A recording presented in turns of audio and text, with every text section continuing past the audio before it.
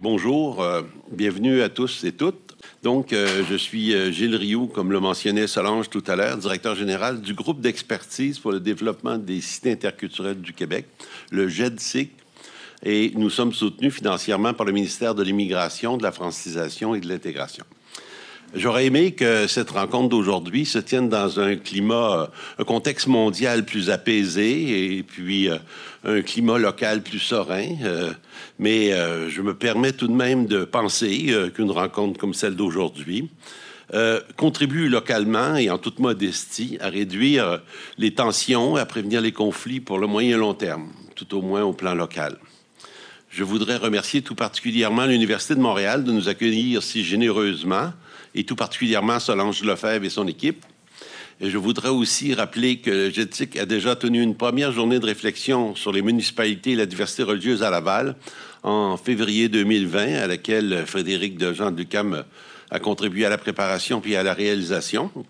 Donc, certaines des personnes qui étaient là en février 2020 sont aussi inscrites aujourd'hui. Le chantier municipalité et la diversité religieuse aujourd'hui se tient dans un cadre élargi. Donc, non seulement pour les contributions des universités et puis les quelques projets de recherche, mais aussi par la présence de plusieurs institutions municipales, services de police, Québec et Montréal, organismes, représentants de religion, lieux de table de concertation, lieux de dialogue en matière religieuse. Donc, c'est très riche au niveau des panélistes, des conférenciers que vous allez voir tantôt. J'aimerais rappeler quelques mots en ce qui concerne les municipalités et les religions ou la liberté de conscience. Au Québec, les relations entre les municipalités et les différentes religions sont régies par le principe de la laïcité et de la neutralité. La laïcité est un principe fondamental qui vise à séparer l'Église de l'État et à assurer l'indépendance des institutions publiques par rapport aux institutions religieuses.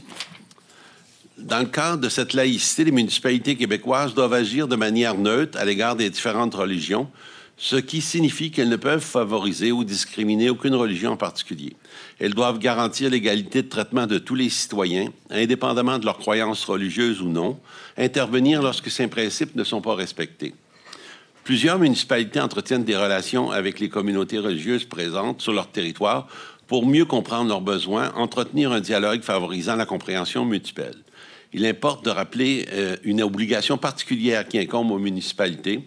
En vertu de la Charte québécoise des droits, toute personne a droit à la reconnaissance et à l'exercice en pleine égalité de sa religion, ce qui implique notamment que les villes, toutes les municipalités, ont l'obligation de permettre l'établissement sur leur territoire de lieux de culte.